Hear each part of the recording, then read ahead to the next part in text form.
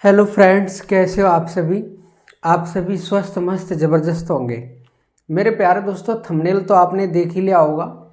आज हम पढ़ने वाले हैं राष्ट्रपति के विशेषाधिकार के बारे में, और राष्ट्रपति के विशेषाधिकार के साथ साथ उस पर महाभियोग के बारे में। यानी आज हम बात करने वाले हैं राष्ट्रपति के इम्पीचमेंट के बारे में, कि राष्ट्रपति पर महाभियोग कैसे लगाया जाता है, राष्ट्रपति पर महाभियोग की प्रक्रिया क्या होती है। आज हम बात करने वाले हैं। तो मेरे प्यारे दोस्तों, जल्दी से जल्दी क्लास को अपने दोस्तों में शेयर कर दीजिए। अब हम बात करने वाले हैं राष्ट्रपति के महाभियोग के बारे में। महाभियोग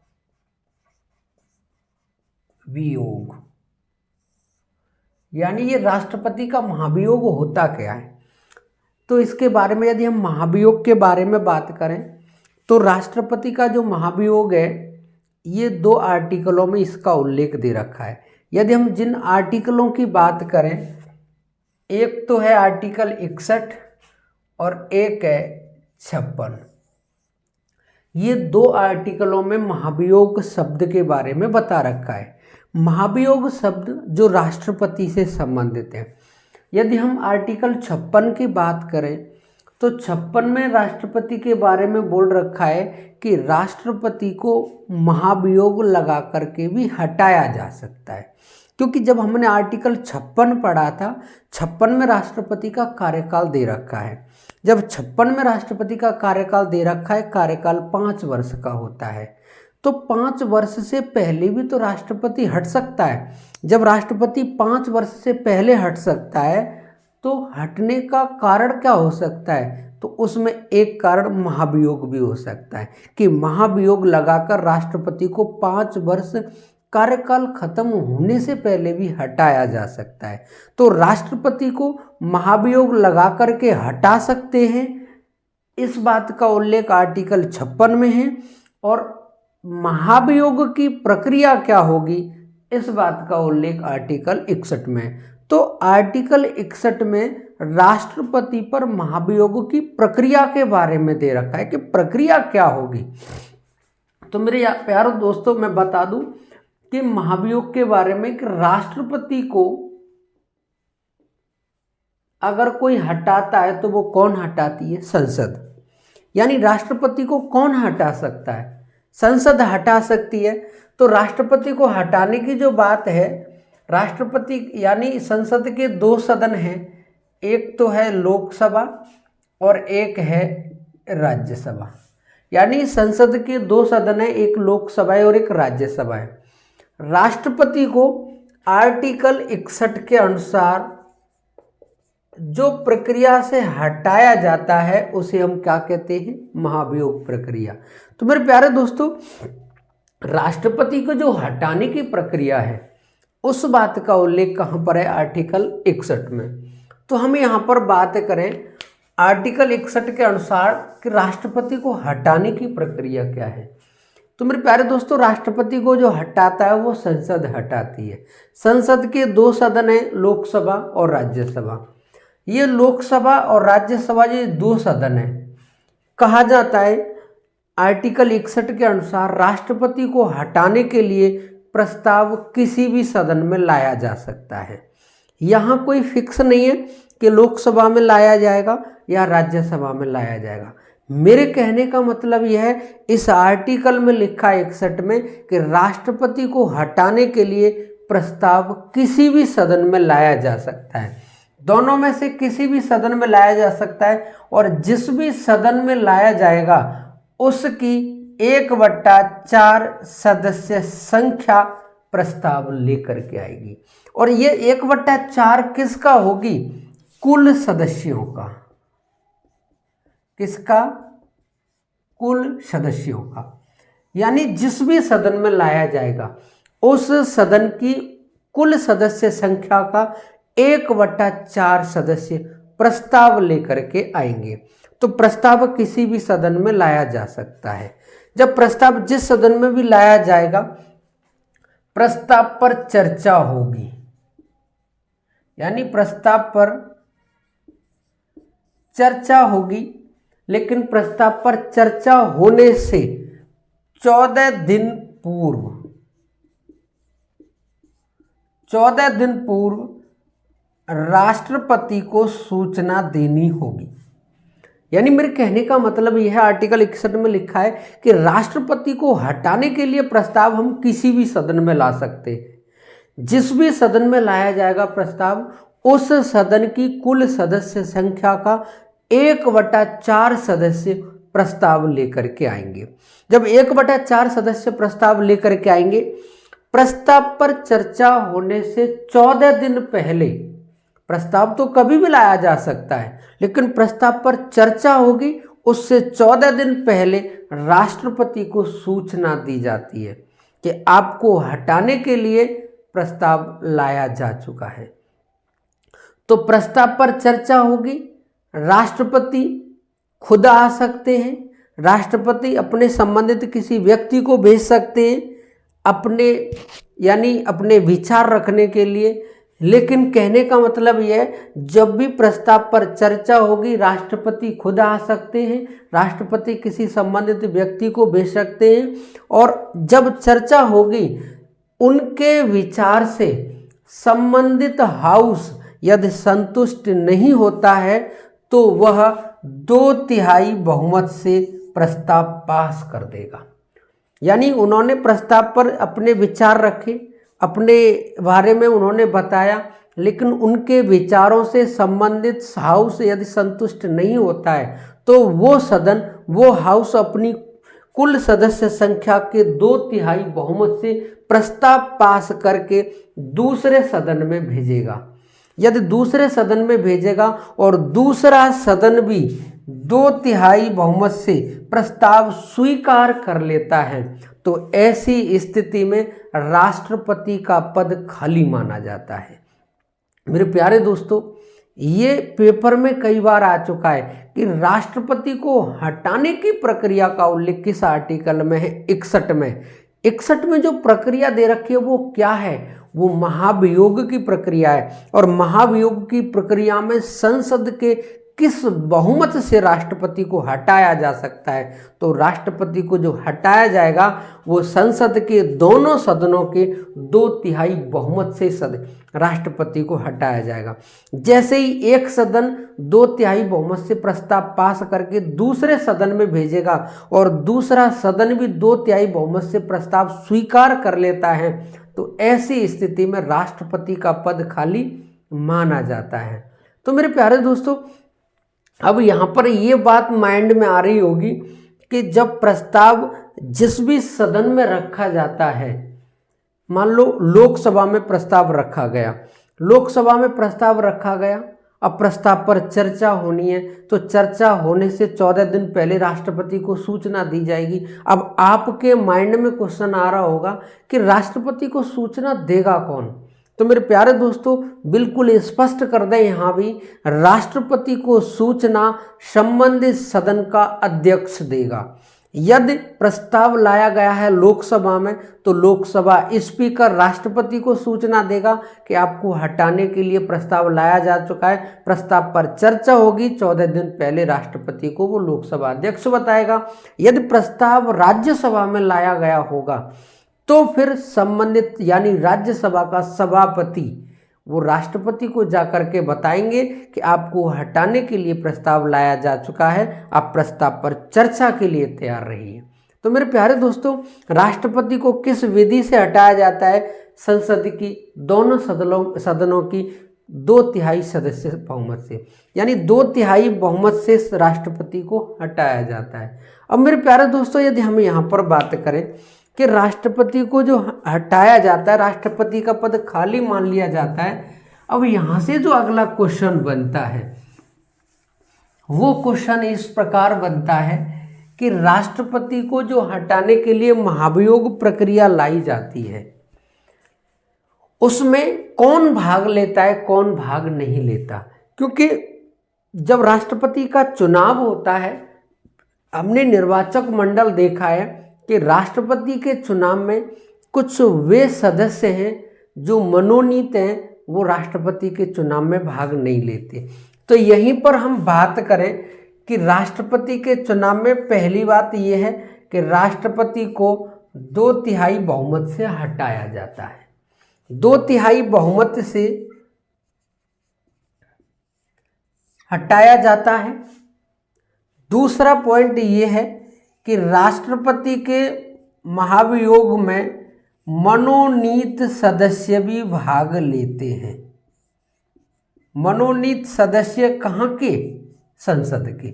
मेरे प्यारे दोस्तों, ये क्वेश्चन बनता है कि वे निम्नलिखित में से कौन है जो राष्ट्रपति के चुनाव में तो भाग नहीं लेते लेकिन महाभियोग प्रक्रिया में भाग लेते हैं? तो वे कौन है?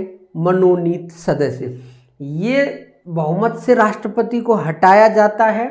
ये वे सदस्य हैं जो राष्ट्रपति के निर्वाचन में तो भाग लेते हैं, निर्वाचन में तो भाग नहीं लेते हैं लेकिन उसके महाभियोग में भाग लेते हैं।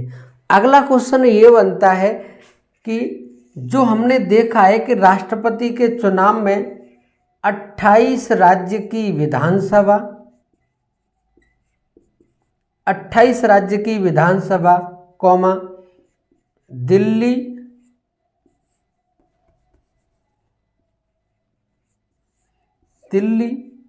Plus Puducherry plus Jammu and Kashmir, ये तीनों केंद्र शासित प्रदेश हैं। इनकी विधानसभा से क्वेश्चन ये बनता है कि ये वे लोग हैं जो राष्ट्रपति के चुनाव में तो भाग लेते हैं लेकिन महाभियोग में भाग नहीं लेते। ये राष्ट्रपति के महाभियोग में भाग नहीं लेते, यानी राष्ट्रपति के महाभियोग में भाग नहीं लेते। क्योंकि ये क्वेश्चन दिलचस्प है, क्योंकि आप खुद समझ लो, ये वो लोग हैं मनोनीत जो राष्ट्रपति के चुनाव में भाग नहीं लेते लेकिन महाभियोग में भाग लेते हैं। ये वे हैं राष्ट्रपति के चुनाव में तो भाग लेते हैं लेकिन महाभियोग में भाग नहीं लेते। तो मेरे प्यारे दोस्तों, है ना क्वेश्चन कुछ समझने लायक? तो यहाँ से भी कुछ क्वेश्चन बनते हैं। मेरे प्यारे दोस्तों, यहीं पर हम बात करें कि जब राष्ट्रपति को हटाने के लिए जब प्रस्ताव लाया जाता है तो उसके लिए एक कमेटी बनाई जाती है कि राष्ट्रपति को पर जो आरोप लगा है क्या वो आरोप वाकई में सत्य है, क्या वाकई में उसमें सच्चाई है आरोप में। तो जो आरोप जांच के लिए जो कमेटी बनती है वो कहीं ना कहीं उस तरीके से उसकी जांच करती है। कुछ लोग उसमें न्याय प्रक्रिया के होते हैं। तो इस वजह से राष्ट्रपति को हटाने के लिए जिस प्रक्रिया की जानकारी दी जाती है उसे अर्ध न्यायिक प्रक्रिया कहते हैं। अर्ध न्यायिक प्रक्रिया, क्योंकि राष्ट्रपति को हटाने के लिए जब कमेटी बनती है तो उसकी जांच उस तरीके से होती है, कुछ उसमें न्यायिक अधिकारी भी होते हैं। इस वजह से राष्ट्रपति को हटाने की जो एक प्रक्रिया है वो कैसी है? अर्ध न्याय का, आदि न्याय के समान है, आदि न्याय जैसी है। क्योंकि ये क्वेश्चन भी बनते हैं। तो मेरे प्यारे दोस्तों, जब राष्ट्रपति पर आरोप लगते हैं तो राष्ट्रपति पर जो आरोप लगते हैं उसमें मेन आरोप जो होता है वो है संविधान का अतिक्रमण, यानी संविधान का उल्लंघन का आरोप लगता है राष्ट्रपति पर। और किसी बात का आरोप नहीं सिद्ध होता, वहाँ राष्ट्रपति पर संविधान का उल्लंघन का आरोप लगता है, राष्ट्रपति पर संविधान के अतिक्रमण का आरोप लगता है, राष्ट्रपति पर संविधान के वायलेशन का आरोप लगता है। ये आरोप लगता है, उसी आरोप के आधार पर राष्ट्रपति के खिलाफ महाभियोग की प्रक्रिया लाई जाती है। मेरे प्यारे दोस्तों, यहीं से क्वेश्चन जब बनते हैं तो क्वेश्चन में ये भी आता है कि जब राष्ट्रपति को हटाने के लिए प्रस्ताव लाया गया है तो ऐसी स्थिति में जब तक राष्ट्रपति नहीं हट जाता या प्रक्रिया चल रही है, प्रस्ताव लाया गया है, चर्चा होगी, प्रक्रिया होगी, हटाया जाएगा, क्या ऐसी स्थिति में राष्ट्रपति के द्वारा किए गए कार्य वैध होंगे या अवैध होंगे? तो मेरे प्यारे दोस्तों, यहाँ भी बिल्कुल स्पष्ट कर दें, इसका 5वां पॉइंट भी यही है कि प्रस्ताव लाया गया है, प्रस्ताव पर चर्चा होगी, प्रक्रिया होगी, संसद के दोनों सदनों से प्रस्ताव पास होगा, और पास जब तक होगा, जब तक पूरी तरह से प्रस्ताव पास नहीं हो जाता, तब तक राष्ट्रपति के द्वारा किए गए जितने भी कार्य सभी वैलिड माने जाएंगे। मेरे प्यारे दोस्तों, यही यदि हम छठवें कार्य की बात करें, छठवें कार्य में राष्ट्रपति से संबंधित कुछ ऐसे पॉइंट हैं कि राष्ट्रपति जब पद पे होता है, क्या राष्ट्रपति विदेश भी जा सकता है? क्या राष्ट्रपति कहीं घूमने भी जा सकता है? राष्ट्रपति को पूरी पावर होती है यहाँ पर, यानी राष्ट्रपति को वही पावर होती है जो राष्ट्रपति होते समय पे हुई थी। तो मेरे प्यारे दोस्तों, राष्ट्रपति से जुड़ी हुई कुछ महत्वपूर्ण बातें हैं जो आपके समझ में आई होंगी। राष्ट्रपति को हटाया जिस विधि से जाता है वो है 2/3 बहुमत। संसद के 2/3 बहुमत दोनों सदनों से प्रस्ताव पास होता है। अब यहाँ पर अगर हम बात करें, संसद के वे सदस्य जो राष्ट्रपति के चुनाव में तो भाग नहीं लेते लेकिन मनोनयन में भाग लेते, उसके महाभियोग में भाग लेते, वो कौन है? संसद के मनोनीत सदस्य। वहीं यदि हम बात करें कि राष्ट्रपति के वो चुनाव में तो भाग लेते हैं लेकिन वो राष्ट्रपति के महाभियोग में भाग नहीं लेते, सभी राज्यों की विधानसभाओं के सदस्य और दिल्ली, पुदुचेरी और जम्मू कश्मीर विधानसभा के सदस्य। वहीं राष्ट्रपति को जो हटाने की प्रक्रिया वो अर्ध न्यायिक प्रक्रिया है।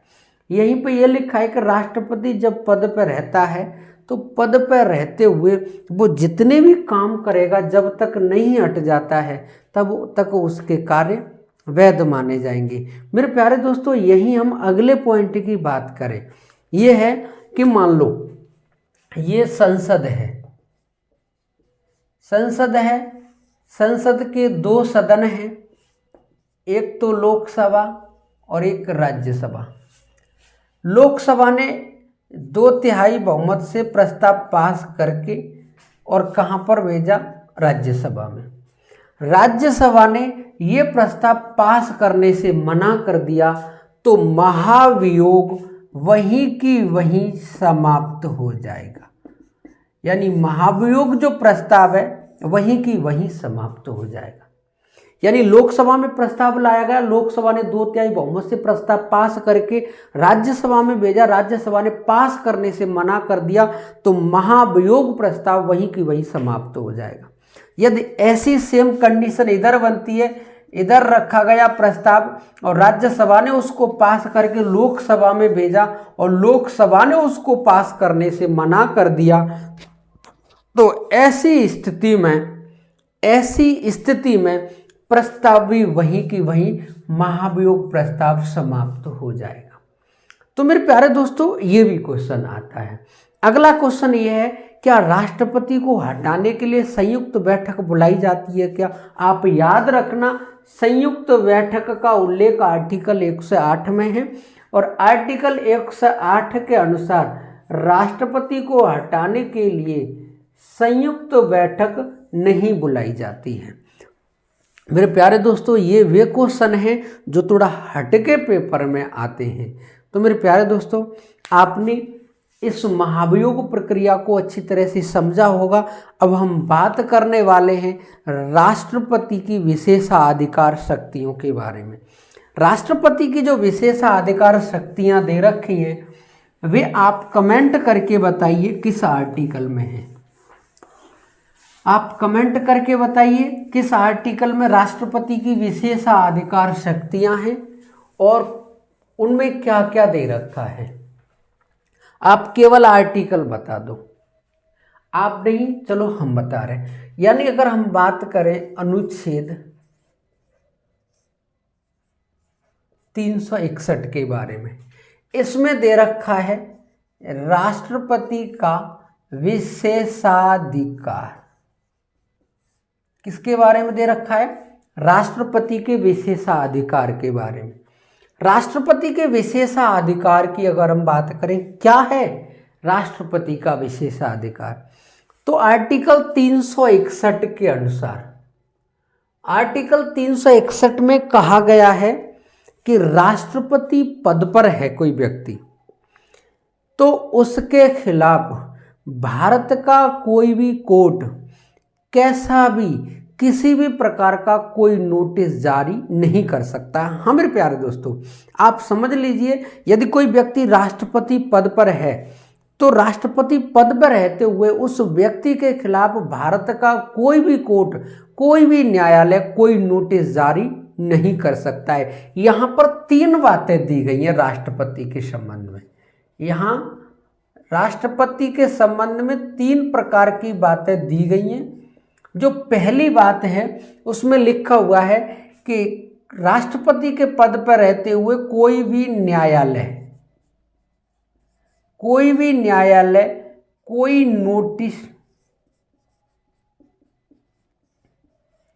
नोटिस जारी नहीं कर सकता है पद पर रहते हुए। दूसरा पॉइंट ये है कि मामला फौजदारी का है तथा दीवानी। राष्ट्रपति के पद पर रहते हुए आर्टिकल 361 के अनुसार राष्ट्रपति पद पर रहते हुए उस व्यक्ति के खिलाफ फौजदारी मामले में और दीवानी मामले में कोई कार्रवाई नहीं की जा सकती है। यह आर्टिकल 361 में। और 361 में जो तीसरा पॉइंट है यहाँ यह लिखा हुआ है कि राष्ट्रपति से केवल दीवानी मामलों में केवल पूछताछ की जा सकती है।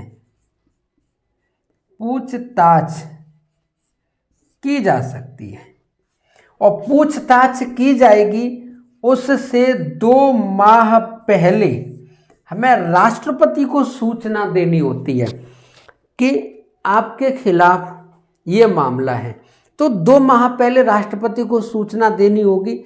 उसमें बताना होगा कि शिकायत करने वाला कौन है, शिकायत करने वाले का पता क्या है, और तीसरी बात यह है कि शिकायत करने वाले की प्रकृति क्या है, किस आधार पे क्या मामला है जिस पर मेरे खिलाफ मुकदमा चलाया गया है।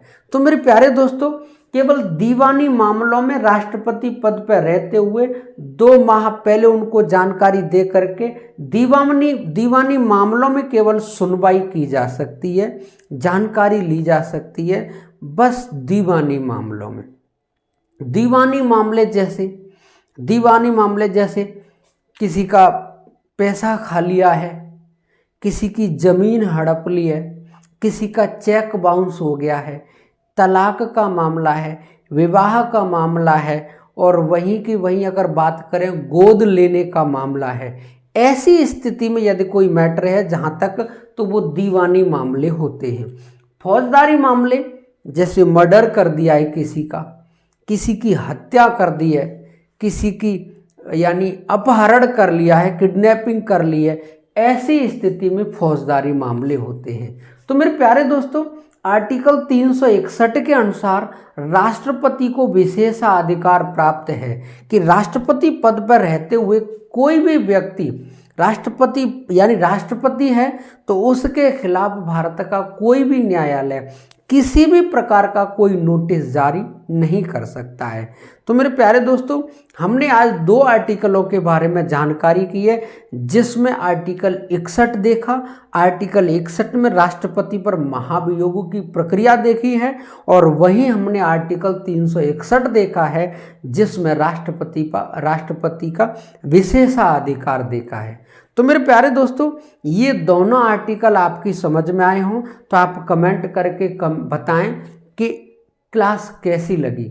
यदि क्लास अच्छी लगी है तो मेरे प्यारे दोस्तों अपने दोस्तों में शेयर करें, वीडियो को लाइक करें और चैनल को सब्सक्राइब करें। जय हिंद, जय भारत मेरे प्यारे दोस्तों।